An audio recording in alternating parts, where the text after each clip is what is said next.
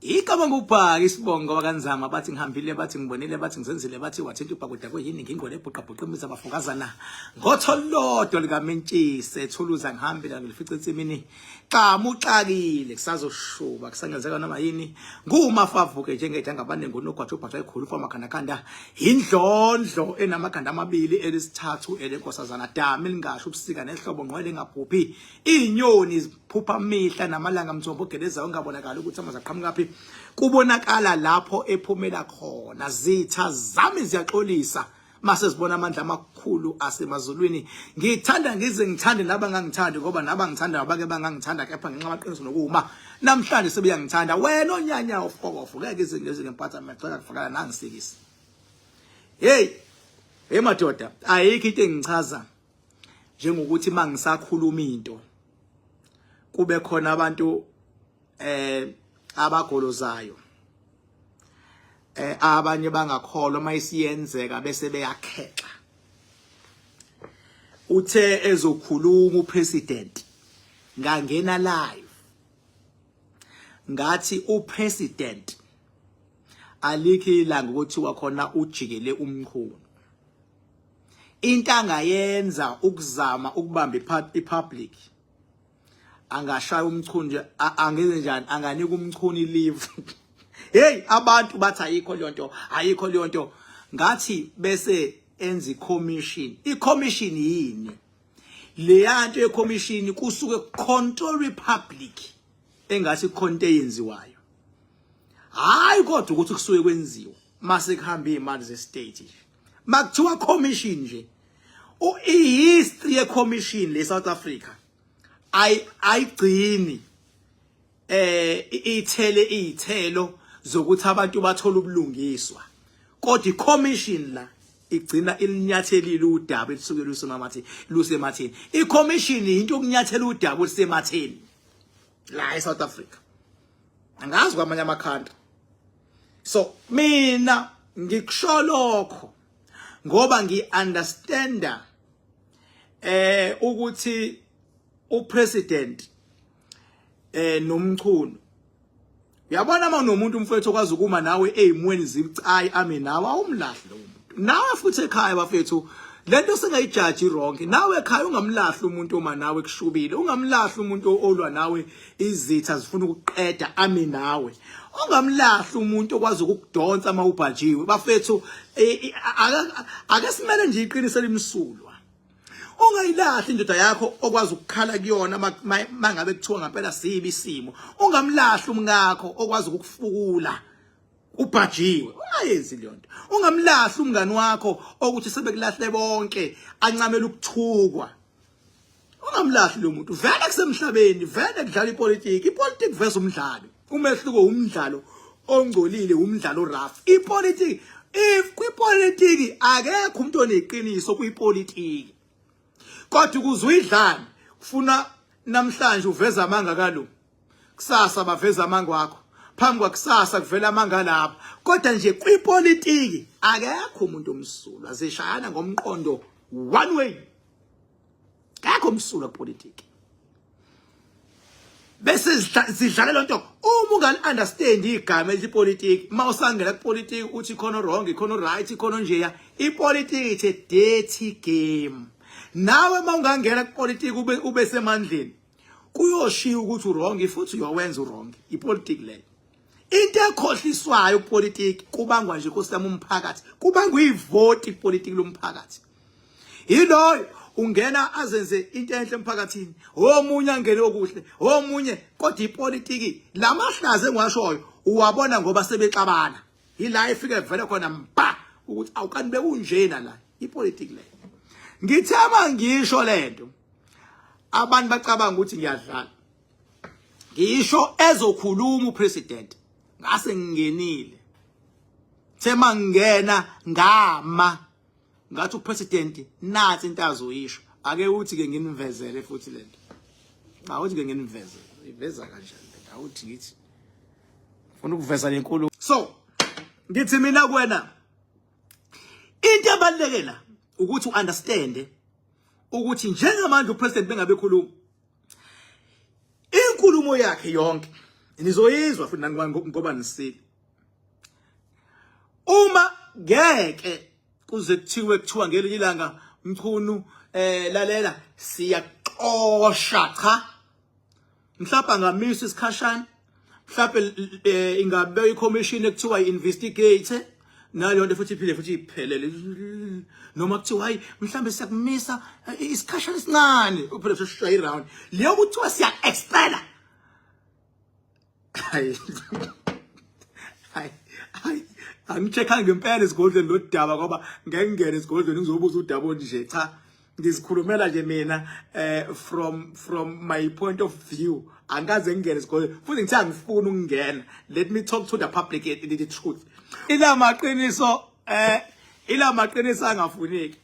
ngilibeka nje libe njalo thezokhuluma nje bese ngiyishila lento ukuthi hayi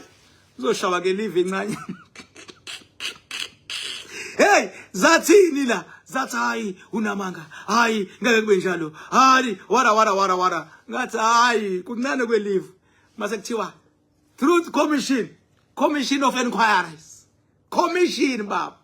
Into ezokuthi ithi 1 month, ithi 2 months, ithi 3 months, ithi 4 months mase kuthi nya. Hey. Yefethu ungadinwa kakhulu. Ipolitiki baba iyadlala. Ngadinwa kakhulu. Ingakho mina ngathatha isinqumo sokumela abantu ukuthi abantu ngibamele ezinkingeni abazaziyo ezibashaya kuphela imali yabo, ezibashaya kuhlakaze kumndeni, ezibashaya babe neziphi ngathi ngiyabamela abantu. Ngaze ngabamela ngisho be-exploitwa izinyanga eziyizinja ngathi mina ngiyabamela abantu. Ngama ngathi kwanqoba abantu. Nqobanga mina. Nakho la sikhona. That is the reason nginana manje ngizobamela abantu. Ingakho njengoba iphawu inyuke kangaka njengoba ngiyibeka ngqo. Ingakho nginweba ngishiya idama le. Ngoba abantu kumele singacinga ukukhuluma, kumele sikhulume sibanqobele. Sikhulume sibanike amakhanakhana oil sibanqobele. Ngakho ngeke babudidiseke unomakhanakhana oil uphethe mina. Ukwazi ukufika kumina uthi my king ngizobuza. Uthi my king cha ngithanga ngifike esigodlweni esikhulu uma ufika mina I welcome with warm hands ngoba ngiyazi izipho olwa nazo ngaphandle zilala iphenduka aphenduka uma mina sengiyibukile into ngoba ngishiya inkinga zakho siqale siyibuke eqala njengoba ngikwazi ukubuka le ukuthi ha president mayefika uzobona nikeza umchunje live encane futhi bese thi nansi commission of inquiry izo investigate yonke into bese kuthi nya bafethu njengoba ngikhona ngisebenziseni ezintweni enifuna ukuzi understand laba abangenaso lesiphiwe nginaso abangazondi abahambe nabo babagumba amadamu bese beyangibuza ukuthi kuma level uze ube ku7 ukuze ukwazi ukukhunta eqonde ngqo wenza kanjani ongangizondi mfowethu uku level 1 ungizona ngoba uqala into ngakuzwimela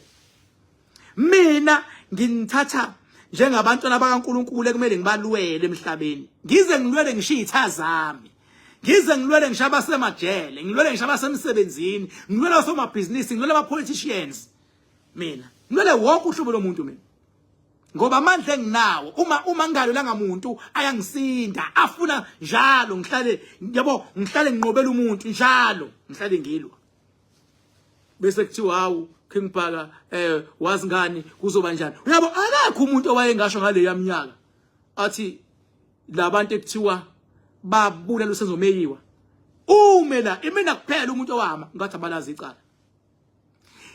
bathula bonke abafundisi zathula zonke inyanga bathula ogada abaprofeti abalithinta icala kasenzo ubagada futhi abalithinta ukuthi uzoba njani ngoba liyanto ingaphezulu kwabantu kodwa ingaphansi kwami icala senzo linama spirit amakhulu kakhulu lacala kodwa ngaphansi futhi kwe level yami ingakho mina ngikwazi ukulibona ukuthi la kunje kasho kusayihlazo mina ziningi into engishilo mina mina ngatshela izinyanga zifuna ukwenza ifestival ilento umcimbi Moses Mabhida sithi zizobekana kuthiwe khona ingqwele ngathi into engeke iziyenzeke le nto ngathi into engeke iziyenzeke le nto ngama ngedwa mina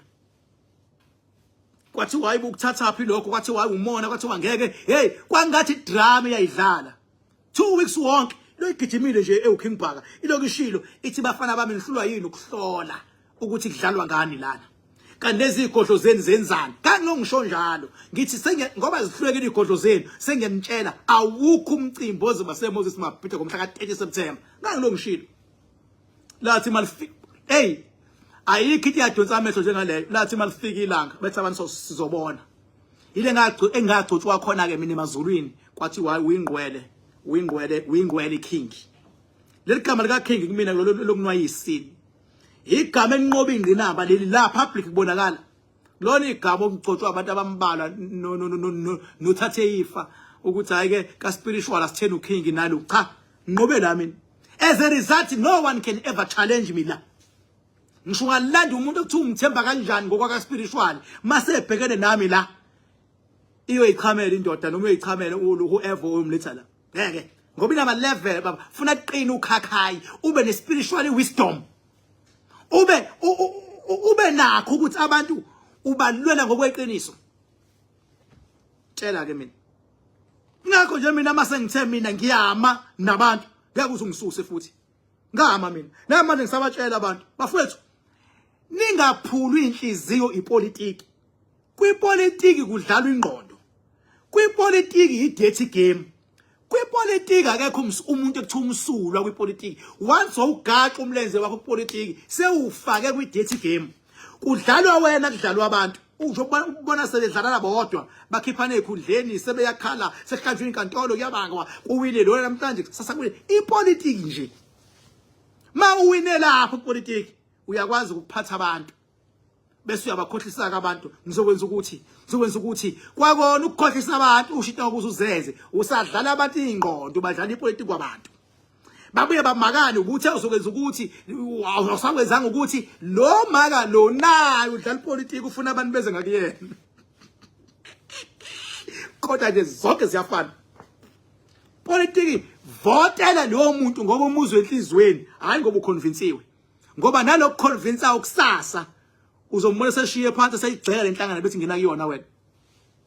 lo bethi ngena ngapha thola uzombona kusasa ube ngasayitholi into abeyifuna uzobuya aphume kodwa waye convince nani encoma sebekhohlika ukuthi yonke lento siyibona la ubencoma last year uyagxeka this year mawubuza to why phela kupolitiki there is no permanent friendship hayi phela besaba ngoba supporter support ideology mina ngeke mina kufunje mina umuntu engizomuzwa la mina kwipolitiki azame engathi khona ongcono ukuncoma umuntu uthi ungcono ajikele wena kusasa wena uzuyisoti amavithi ungabadilitha kanjani owawenza esejikele wena noma sejikele lo muntu omthandayo kwi-organization khona abantu awuthi mawukhuluma la ngama-political party kuthi abakubulale ey'nkundleni zokuxhumana namhlanje bathula nya namhlanje nya ngoba yindaba sebegilekile thina-ke sibuka le phesheya sathi sisho sithi hayibo akalungile loya muntu urongi luya irongi liyangani kwathi hayi yenzeni ingane khona bebekhuluma ko TikTok nje kuthiwa King Bhaka wazayisukele intombazane yabantu yenzeni sathi hayibo lengane izolimaza umbutho namhlanje kwenzakalani kumapeketwana sathi sikhuluma ngale ndoda eyisuka lapha eqembini layo ijoyina leli sathi hayibo njengoba izile kulwa ama spirit manje ngeke izilaste ngoba kunomqondo odlalwa yipower ongeke ku level yabo abantu bangizwa aba spiritually gifted kodwa inqwaba nje okobhato mayingizwanga inamba yami 0798130260 0798130260 angikhulumi kuma inbox ungaskemwa abantu ngegama lami mina ngithwala ngolosithathu lolu ngizobe ngila ku Rocky Ridge abantu abasuke bezofuna bakhandakhanda oil nokuhlola sibe ngikhona mase kwenziwe lensebenzo owenziwa yimina ngezandla zami enziwe edamini kuba yiSaturday idamu liyavuleka nizolibona hayi bye bye.